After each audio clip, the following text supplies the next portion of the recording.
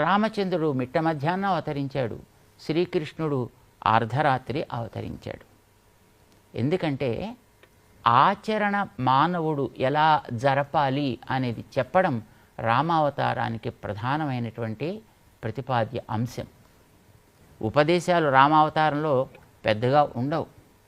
ఆయన ఇలా చేయి అలా చేయి అని చెప్పాడు, తనే ఆచరించుకుంటూ వెడుతుంటాడు. ఆయన చూసి మనం ఆచరణ చేయాలి అన్నమాట.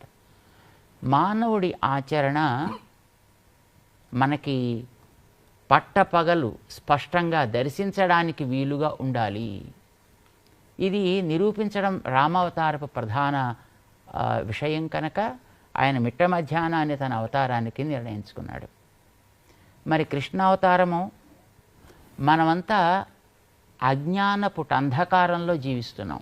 మానవ జాతికి ఈ తత్వపరమైనటువంటి చీకట్లు తొలగించి తత్వముల యొక్క సాక్షాత్కారం జరిపించడం కోసం ఆయన అంధకారంలో పెట్టిన దీపంలాగా అర్ధరాత్రిలో అవతరించాడు. ఆయన అందులోని జైల్లో అవతరించాడు.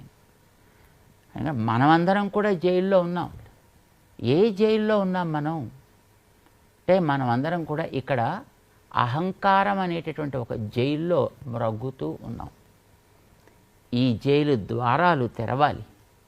అందులో తాను ఉన్నాననేది నిరూపణ చేయడం కోసమని ఆయన అవతరించారు. మానవ హృదయంలో పేరుకుండేటటువంటి అహంకారానికి మూలమైనటువంటి రజోగుణం, దాని యొక్క వికారాలన్నిటితోటి అది భగవంతుణ్ణి ఇందులో కప్పి పెడితే అందులోంచి ఆయన బయటకు వచ్చి జ్ఞానులైన మహానుభావులే అయినటువంటి పెద్దల ద్వారా ఇందులో ఉండే ఒక్కొక్క లోపాన్ని తొలగించి తిరిగి ఈ అహంకారాన్ని కూడా నిర్మూలన చేసి ఇందులో సాత్విక ప్రవృత్తికి పట్టాభిషేకం చేస్తాడు సుమా.